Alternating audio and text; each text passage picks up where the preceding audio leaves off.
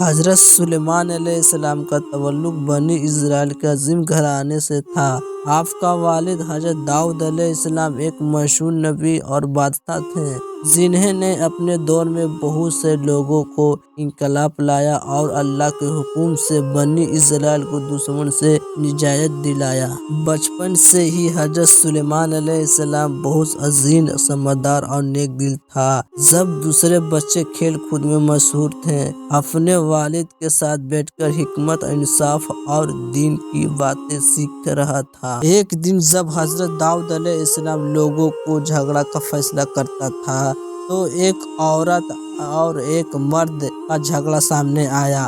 عورت نے کہا کہ یہ میرا بچہ ہے، جبکہ مرد نے کہا کہ بچہ اس کا ہے۔ حضرت داؤد علیہ السلام سوچ میں پڑ گئے، لیکن پاس ہی کھڑا حضرت سلیمان علیہ السلام، جو اس وقت بچہ تھے، نے کہا بچہ کے 2 ٹکڑے میں کاٹ دو اور آدھا آدھا دونوں کو دے دو۔ یہ سن کر عورت ہی کھنچ پڑی، کہنے لگی یہ نہیں، بچہ اس کا ہی ہے۔ اس دوڑ میں اس پر حضرت سلیمان علیہ السلام مسکرائے اور بولے یہ اصلی ماں ہے۔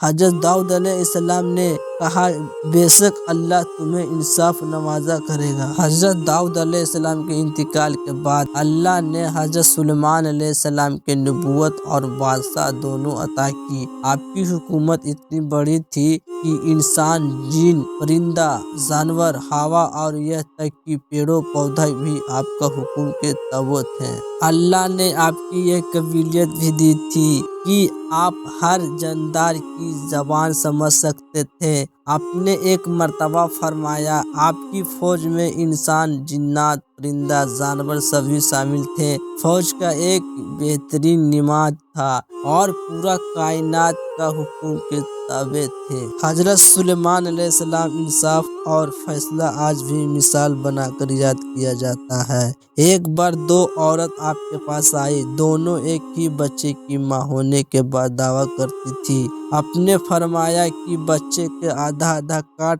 دیا جائے گا۔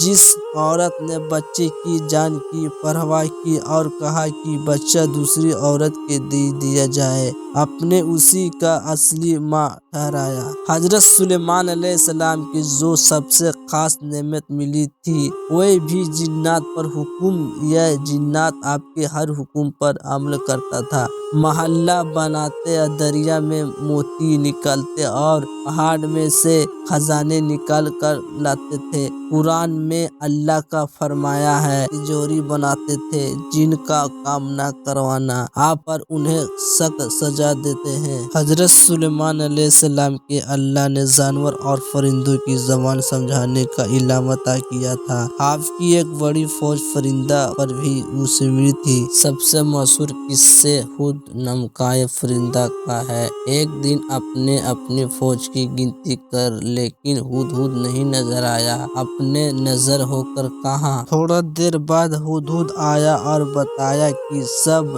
کی رانی کلسین کی خبر لایا، جو سورج کی پوجا کرتی ہے اور بہت بڑی حکومت چلاتی ہے۔ اس پر حضرت سلیمان علیہ السلام نے خط بھیجا جس میں توحید کی دعوت دی تھی۔ ہدہد کی خبر کے بعد حضرت سلیمان علیہ السلام نے مالک سب کا ایک خط بھیجا۔ مالک نے اپنے وزیر سے مشورہ کیا اور پھر حضرت سلیمان علیہ السلام سے ملنے کے بعد فیصلہ کیا اپنے دربار میں پوچھو۔ ایک جن نے کہا میں محفل میں ختم ہونے سے پہلے طاقت لا سکتا ہوں، لیکن ایک بندہ جسے اللہ کے کتاب کا ایک علم دیا تھا وہ پل بھر میں اپنا طاقت لا لیا۔ جب مالک پوچھا تو اس نے اپنے طاقت دیکھ کر حیران ہو گیا۔ اس معجزہ کے دیکھ کر وہ کہاں تھی؟ اس طرح مالک کا سب مسلمان ہو گیا اور آپ کی دعوت توحید کامیاب ہوا۔ حضرت سلیمان علیہ السلام نے اللہ کے حکم سے مسجد اقصی کی تعمیر کروایا۔ اس کام میں اس انسان کے ساتھ ساتھ جنات بھی لگا تھا۔ یہ مسجد اس زمین کی سب سے اصلی شان اور بے مثال امامت تھی۔